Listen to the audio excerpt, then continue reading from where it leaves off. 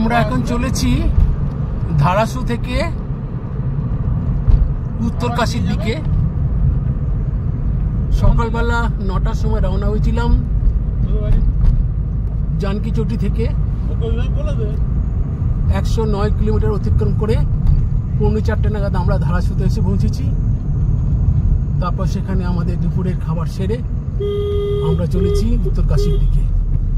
আজ 23শে সেপ্টেম্বর 2023 শনিবার।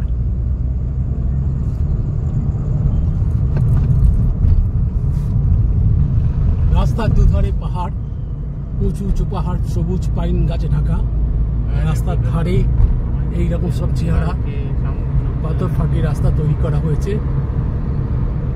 দূরে সবুজ পাহাড় শ্রেণী, এরকম রাস্তা ফাটিয়ে তৈরি করা হয়েছে, পাহাড় ফাটিয়ে রাস্তা তৈরি করা হয়েছে। পুরো রাস্তাটা তৈরি হয়েছে পাহাড়টাকে ফাটিয়ে। দূরে সবুজ পাহাড়ের শ্রেণী। তবে এখানকার রাস্তা খুব ভালো।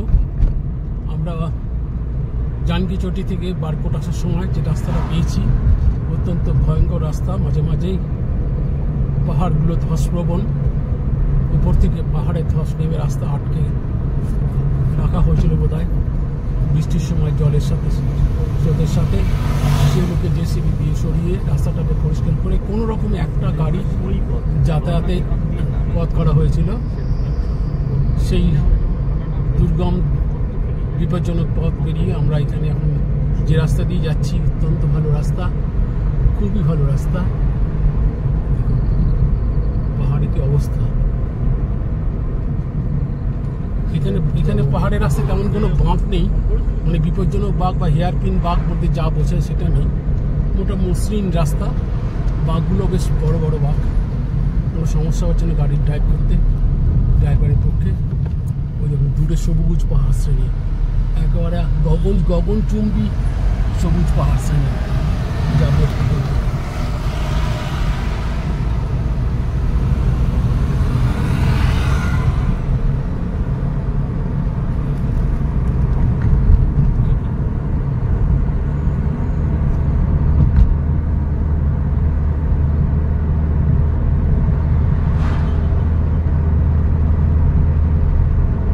সন্ধ্যা হয়ে এসেছে, তাপমাত্রা কমতে শুরু করেছে। সকালবেলা রোদ থাকার জন্য যে গরম লাগছিল, গরম পোশাকটা গায়ে বাড়তি বোঝা বলে মনে হচ্ছিল, শরীরের ভিতরে ঘাম হচ্ছিল অল্প অল্প।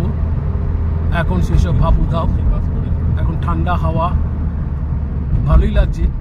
কিন্তু কিছুক্ষণ পর হয়তো এই জল, এই হাওয়া, এই ঠান্ডা হাওয়া আর ভালো লাগবে না। তখন গরম জমা করতেই হবে শরীরকে ঠান্ডার হাত থেকে রক্ষা করার জন্য, কারণ আমাদের এখনো সামনে অনেকগুলো দিন অতিবাহিত করতে হবে।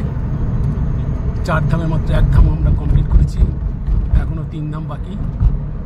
আজকে উত্তরকাশীতে কালীকর্ণী ধর্মশালায় রাত্রি যাপন করব। কালকে সেখান থেকে বেরিয়ে চলে যাব গঙ্গোত্রী। গঙ্গোত্রী দর্শন করে পরবর্তী প্রোগ্রাম আমি পরের ভিডিওতে জানাবো।